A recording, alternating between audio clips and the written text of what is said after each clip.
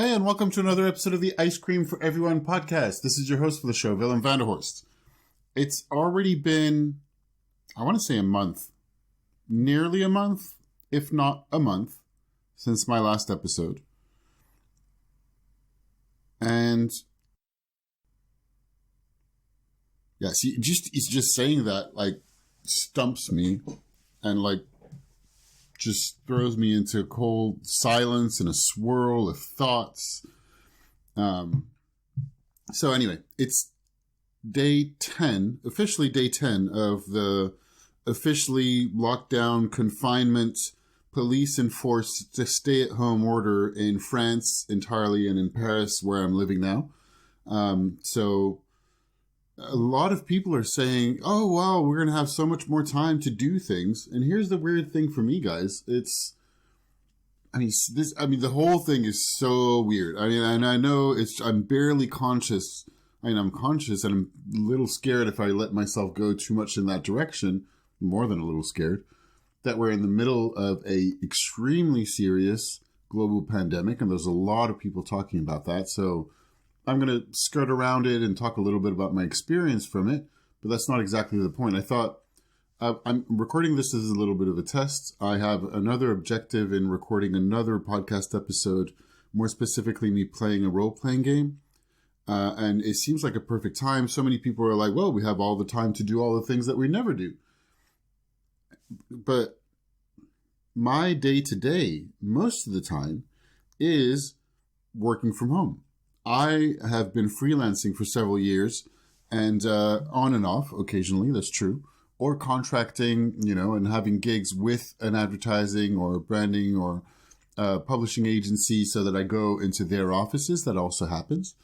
But to be honest, I've not had tons of work in the last few months. And in my whole moving to Paris from Chicago, I had not exactly planned on any level that there would be 2 months of heavy strikes slowing down a lot of business and then a global pandemic. I had not particularly planned for that when I thought about this a year ago. Because a year ago, I was making calculations for, do I stay in Chicago or do I go back to France? And now a year later, nobody could have planned it more than 3 months ago. Aside for the fact that health professionals and I can't even say the word, epidemiologists, people specialists in epidemics, after the MERS outbreak said, listen, we need some serious plan for if there's another outbreak like this of a coronavirus or some other disease, we're not ready. And now, the world seems to be pretty much on par with not being ready. It seems like, anyway. There's a lot smarter people than me commenting on that particular type of things. But for my own level, what's crazy is that I've heard before that, everything's about the context, and we talk about that.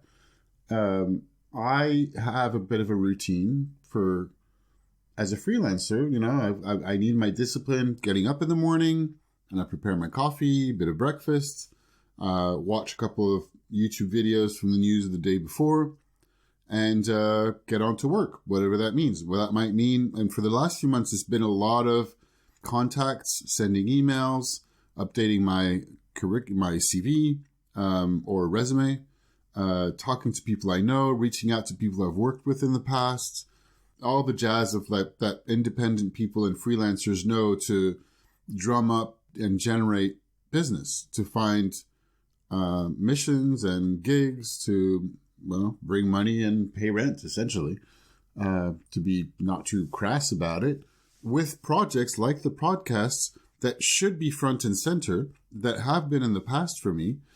And for whatever reason, the days are going extremely fast. I have no time to do anything. And by the end of the day, I'm recording this right now at 6:30 p.m. on a Thursday, after having spent weeks and weeks thinking, I need to record this podcast. And I put it on my weekly schedule. I have a bit of a schedule. I put all the to-do lists at the beginning of the week, and it keeps dropping off, just like my newsletters dropped off. To be fair, last week and this week, I spent a lot of time reading up on the news about COVID-19 and the economic effects it's having that we still don't know, and on the phone with a lot of people. So a lot of people have been catching up with old friends, which is really great. the funny point is I already do that. I mean, I am in contact with my siblings, with my family, with my parents, with friends on a very regular basis. So in the past 10 days, this has just doubled. And I facilitate that too. It's not like I avoid it, right? I mean, somebody was asking me if I consider myself to be more of an extrovert or an introvert today. All the Myers-Briggs tests I've done say that I'm an extrovert, and I'm probably a bit more than an extrovert, but I also have no problem staying on my own. I've chosen this life. I've kind of like built myself up to be, I think, operating as a sole operator. I guess I'm repeating myself, but that's like kind of making the point. With wanting to be in a relationship, and it's just hasn't happened like that at the moment or so far, or preferring at some points to privilege or put a lot more effort into either my career or traveling or both, because it's been a bit of both, to be honest. And then the days go by like super fast, and I don't have either don't have enough discipline or effort, or I'm a little bit too lazy to get things done that I think are valuable or worthwhile. Like the podcast, I think, is one of those things. Or say, the thing I have on the back burner of designing a board game. I have ideas for designing a board game. I haven't touched it for months. So congrats to all the people who have their general routine disrupted and have more time for those things. It sounds like a great sentiment. On the other hand, and I mean, I'm lucky, well, not lucky. I just happen to not have kids, right? My siblings do. So I talk with them about dealing with kids. I can only imagine you're trying to like run general projects, work from home, and maybe your partner's working from home. That's happened to friends of mine that I talk to. And then suddenly the internet so the kids are like on online classes. The two partners are both working from home. The internet wasn't planned for that, nor was the whole layout of the living space they're in. Whether they're in a house and lucky enough to have a garden while they're in, or like me in Paris, and even by my standards in Paris, that's another thing. I've been extremely present to how privileged I am in the past 10 days. And even before that, that's happened. But the fact that I have a fairly large apartment by Parisian standards. I mean, it's not huge. There's tons of people that have a lot more money than me that have huge apartments. But I have a one bedroom. I have a one bedroom, and I have a living space that's separate from my bedroom, and a big bathroom and a big kitchen by Parisian standards. Okay. So it's not very big, and there's a lot of people that have much bigger apartments. But generally speaking, the people who have bigger apartments, and I have a bunch of them right around me because I happen to live in a very wealthy neighborhood, and it's a very nice neighborhood right in the center of Paris, they all left. They fled Paris before the announcement of the full confinement because it was coming. A lot of people have gone. So if you have a secondary home, sure, why not?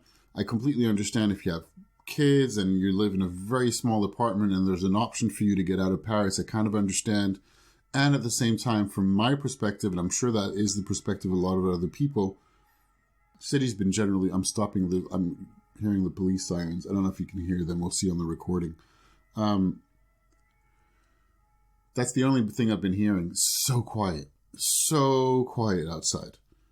While I haven't changed much to my general routine of waking up, getting in front of my laptop, and trying to get a few things that I deem productive done, and talking to a lot more people, which is great because it's important to me. I think it's very important for me to keep in touch with friends and family. So I've talked to my aunts, I've talked to my cousins, and I don't speak to them very often. My cousins in Paris, I see them more often, but I've been reaching out to people I don't talk to on a very regular basis. So I hope you're doing the same. Whether you're home, and I hope it's something that you keep, by the way. If you're listening to this and you're staying at home, social distancing, whether forced or not by your government or however you're arranged, and you're talking to more friends as a result, and or family, and or close people, and people you love on a general basis, then, I hope you keep some of that afterwards. Whatever happens at the end of this thing, however things look like, I hope you keep some of that, because I know that it's difficult on some people. I happen to be quite well surrounded, which is great. Even though I was talking about the fact that I operate as we keep repeating sole operator, which is kind of ridiculous. I don't want to say loner.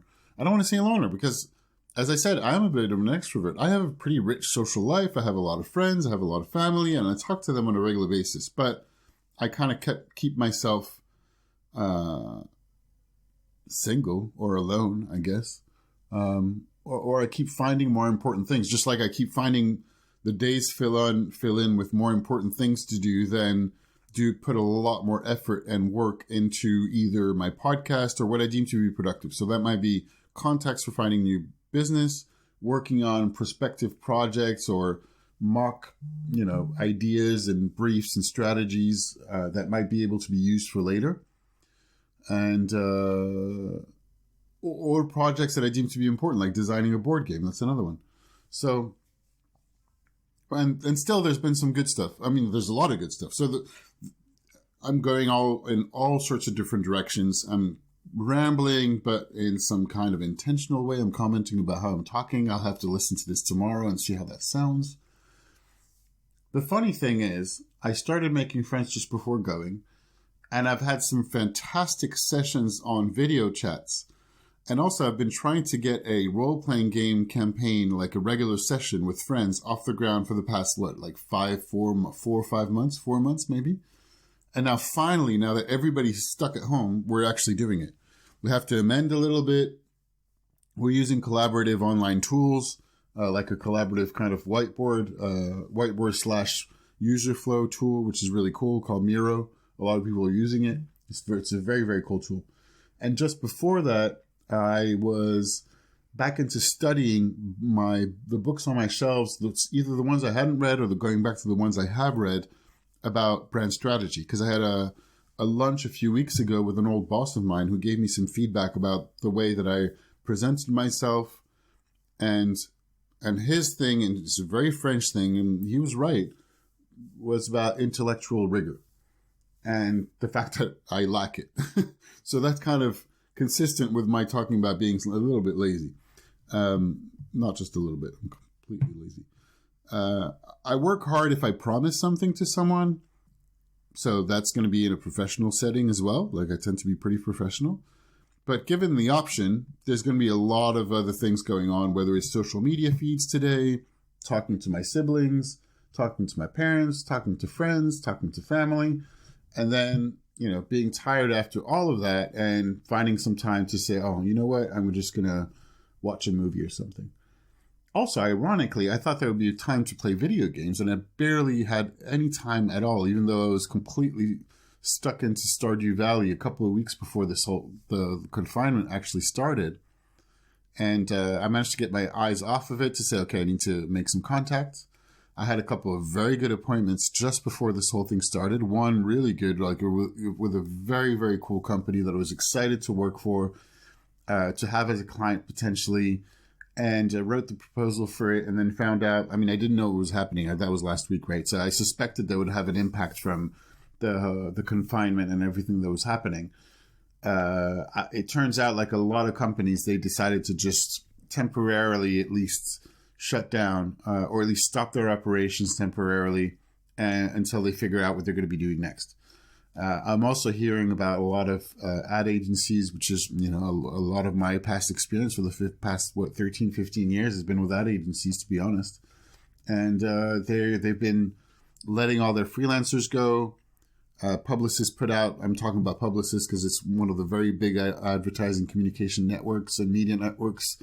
And of course, the big one, France-based, right? So I watch out what they're doing.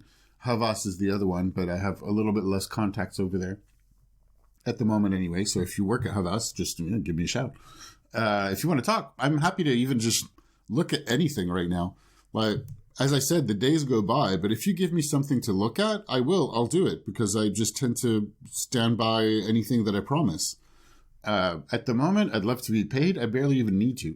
Not that I don't need to, but I'm happy to offer my strategic advice for free if you have something that you want to look at, of the nature like, what am I going to do with my business? Is this all different? What is changing for my business? I'm totally happy to have a look at things. I'm happy to have a conference call. I'm happy to spend some time researching and studying. I'm happy to look at it. And I do have a pretty good amount of experience from international. So whether it's in Asia, in Europe, as well as in the States, for looking at well, let's stop for a second and look at your numbers, look at where you're at, what's going on with you, what is it that you want to get up to, and define what the problem is before we get into any ideas. I'm hearing people looking for ideas. They're like, panic mode. Oh my God, I need ideas. So panic mode, you do a couple of things. Well, you go back to they talk about the reptilian brain, right? Whatever it's called, the reptilian brain. There's got another name. So you go into panic mode. Panic mode for animals, like mammals, and, we're animals. You go into fight or fright or paralysis. So you either attack, flee, or just, deer in the headlights, paralyzed. And a lot of businesses in the face who were not expecting this to be happening at all, not expecting this global crisis to be happening, not expecting at all that we would be confined to our homes, whether they were not following the news. I had a little bit of expectation. I was like sort of slightly with the curve, kind of just tiny bit ahead-ish, barely. I say this, and I'm saying this with a lot of caution, because a very good friend of mine was very much ahead of the curve and had been warning me, and I'd barely been listening. I hadn't really been listening. From a far off distance, I'm like, whatever. I have other fish to fry. I'm a little bit worried about my income. I'm worried about being able to find clients. I'm worried about whether I'm going to be able to work, whether I'm going to be able to bring money in, whether I'm going to be able to pay my rent in Paris, and all of that jazz. All of that jazz that a lot of people are familiar with, and not only people are familiar with, but then there's right now, I tend to think I'm the only one with those kinds of problems, but I know full well there's a lot of people with those problems right now, and that's only starting, I think. So still, I listened to my friend at least a little bit, and I went shopping, and I had some shopping, all sorts of dry stuff delivered, on the day after, and it was scheduled to be delivered the day after the French President Macron's first address, who didn't confine people full yet, but it was making it very clear there's a big problem, you need to social distance, etc., and closing schools and universities on that first day. And then I was like, okay, it's coming. We're going the way of Italy and Spain, and I knew about Italy and Spain, and even that seemed far away, which is nuts because they're right next door. And I have family in Spain, and I don't know people in Italy really. I know one person, but that's anyway. So I went shopping over the weekend. So I was ready, and I'm alone in my apartment. So I was like, all right, I'm ready to stay stuck in here. And I stayed from the Monday. I avoided some of the crowds who were shopping. All of the horror photos of panic buying on the supermarkets I didn't really experience because I'm in, as I said, a nice neighborhood, and I'm doing this story all over the place. But one of the consequences or effects or things about being in a nice neighborhood, I think, I could be wrong, but it seems to be that because a lot of people left, or part of it, there's a lot less people in this neighborhood. And so all the supermarkets, and they're small and they're a little bit pricier because in the center of Paris, but they're stocked up. There's everything. To the point where some of them are just discounting full-on fresh food because nobody's buying it, which is crazy. And that's another time where I felt privileged. Well, that's the first time I walked out of the apartment. And that was a week ago on Friday. And seeing the empty streets of Paris was shocking. And seeing everything stocked up, and imagining that in other neighborhoods that are not organized in the same way might not be that lucky. I mean, that said, I went back today again, and everything's pretty much stocked up. There's no flour still. I mean, I didn't find any flour. I didn't go to every shop. I went to a bigger supermarket that I discovered I have in walking distance that I didn't even know about. So there's a bit of a break there. I circled back because I kept rambling a little bit more on top of the last mention about flour, and now we're at day 12. And so the last was day 10. I did confirm that I published a month ago, and I can't believe how fast things are going. That's still the case for sure. And yeah, I rambled a little bit more and ran out of steam, and I recorded another bit yesterday that I just re-listened to and I'm not happy about. So I just thought I'd tie back a couple of ideas and mix them up together to just finish quickly. There's already 20 minutes of rambling or so. That's probably more than enough, and I can move on to my next episode. Here's the thing. So I went to a couple of other food markets yesterday, and I found a place with flour, and I was like, oh, I should get some flour because that's useful to have in the pantry. And it seems like it's a good moment to stock up or at least have some few what seems to be essentials. And I don't know if I was right or wrong about this. Maybe I was wrong, but I hesitated for a little bit, put the flour in my basket, and then put it back, thinking I never have flour, nor do I ever miss it. So if there's no more food, why would I suddenly want to use flour? I mean, I know I can do a lot of recipes. I can bake. I don't really bake. I might be interested in trying to make bread, maybe. But then again, my local boulangerie is open every day. So, I'm like, all right, I should probably support them. And I'm just my usual, I've eaten a little bit more and I've put on weight since since the confinement started, to be honest. But otherwise, I'm going there like once a week or twice and just getting some fresh bread over there, and it's still available. So, I don't know, maybe I should have the flour in my pantry for the day, whatever happens. And I don't know if they get sick and they need to close the boulangerie. But then there's 3 others in walking distance that are still open. There's a bunch of them that have closed, but I don't know. I guess I was just thinking about the best segue to make the last point I want to make in this video. I guess it's interesting to be careful and cautious and think about, all right, well, I'm probably better off thinking of the worst case scenario and being a little bit ready for it, and it won't cost me much, rather than not being ready for anything at all. That's one point. I'm increasingly into this idea that I'm like, yeah, there's a certain appeal for being prepared for a crisis. I'm not sure what that means because we don't know what the next crisis is going to be made of. Stocking up on masks is not going to be necessarily the best answer to the next crisis that we don't know what that's going to be. And so I guess I'm trying to make the segue with hope and with believing and being optimistic about things, while being cautious at the same time, but cautious optimism. And I think there is right now an opportunity in the midst of all this, past the anxiety, past the fear, past all of the sort of negative emotions that are going on, and the real tragedies that are happening right now that I don't want to discount at all. Like, the hospital services are overwhelmed right now. There's a lot of people that have their loved ones or that are themselves in very dire conditions in a hospital. A lot of others have passed away and died, and we're not even at the peak of the epidemic just yet. So I certainly don't want to discount the fact that it is a real serious crisis. And at the same time, there's a lot of people that have to readapt to working from home. And I have a lot of experience working from home, so I know that there's a lot of things that are possible for the service industry.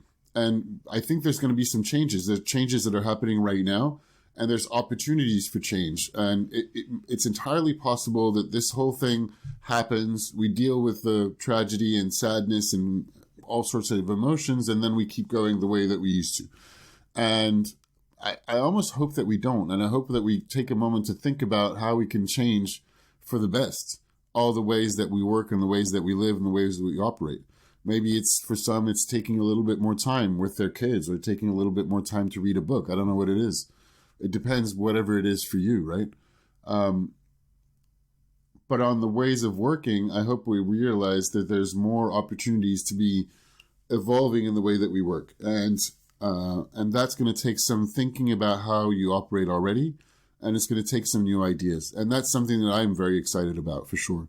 And whatever we do, I hope that those new ideas are going to be a little bit more mindful of our time, of our loved ones, of what is important to us in our lives. And by that, I mean taking time to cook and buying from your local market and buying locally and being mindful how much you take the plane. I don't really have any lessons to say about taking the plane or about environment, but I'm starting to think about it, basically.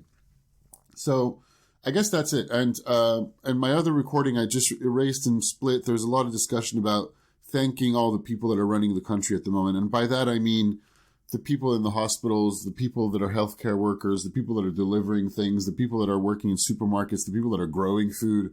You realize how important all those jobs are.